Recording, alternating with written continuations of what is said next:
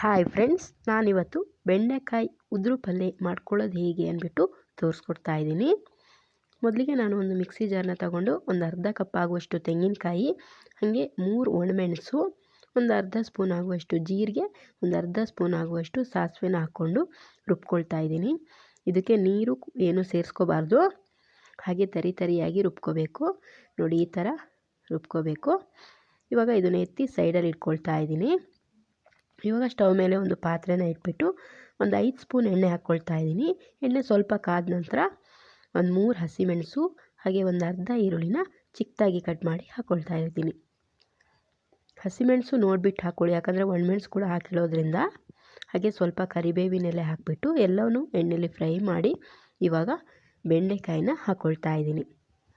ಬೆಂಡೆಕಾಯಿನ ನಾನು ರೌಂಡಾಗಿ ಕಟ್ ಮಾಡ್ಕೊಂಡಿದ್ದೀನಿ, ಚಿಕ್ಕದಾಗಿ. ಇದನ್ನು ಗ್ಯಾಸ್ನ ಸ್ವಲ್ಪ ಲೋ ಫ್ಲೇಮಲ್ಲಿ ಇಟ್ಕೊಂಡು ನಿಧಾನಕ್ಕೆ ಫ್ರೈ ಮಾಡ್ಕೊಳ್ತಾ ಹೋಗಬೇಕು. ಮಧ್ಯದಲ್ಲಿ ಸೀದು ಹೋಗುತ್ತೆ, ನೋಡ್ಕೊಳ್ಬೇಕು. ಹಾಗೆ ಇವಾಗ ನಾನು ಅದಕ್ಕೆ ಉಪ್ಪು ಎಷ್ಟು ಬೇಕೋ ಅಷ್ಟನ್ನು ಹಾಕ್ಕೊಳ್ತಾ ಇದ್ದೀನಿ. ಹಾಗೆ ಒಂದು ಸ್ಪೂನ್ ಆಗುವಷ್ಟು ಅರಿಶಿನ ಕೂಡ ಸೇರಿಸ್ಕೊಳ್ತಾ ಇದ್ದೀನಿ. ಮಧ್ಯದಲ್ಲಿ ಕೈ ಆಡಿಸ್ಕೊಳ್ತಾ ಹೋಗಬೇಕು.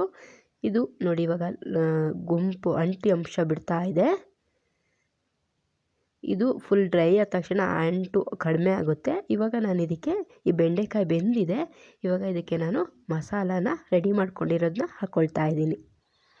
ಮಸಾಲ ಹಾಕಿಬಿಟ್ಟು ಚೆನ್ನಾಗಿ ಒಂದ್ಸರಿ ಮಿಕ್ಸ್ ಮಾಡಿಕೊಂಡು ಇವಾಗ ಇದ್ರ ಮೇಲೆ ಕೊತ್ತಂಬರಿ ಸೊಪ್ಪನ್ನ ಹಾಕ್ಕೊಳ್ತಾ ಇದ್ದೀನಿ. ಇದು ಮೊದಲೇ ಬೆಂದಿರೋದ್ರಿಂದ ಈ ಮಸಾಲ ಹಾಕಿದ್ಮೇಲೆ ಒಂದು 5 ನಿಮಿಷ ಬೇಯಿಸ್ಕೊಂಡ್ರೆ ಸಾಕಾಗುತ್ತೆ. ನೀರು ಸೇರಿಸ್ಕೋಬಾರ್ದು, ಹಾಗೇ ಬೇಯಿಸ್ಕೋಬೇಕು. ನೋಡಿ, ಇದು ಉದ್ರಾಗಿ ಎಷ್ಟು ಚೆನ್ನಾಗಿ ಬಂದಿದೆ ಅಂತ. ಫುಲ್ ಡ್ರೈ ಆಗಿದೆ. ನೀವು ಒಂದ್ಸರಿ ಈ ಥರ ಟ್ರೈ ಮಾಡಿ ಹೇಗೆ ಬಂತು ಅಂದ್ಬಿಟ್ಟು ತಿಳಿಸಿ.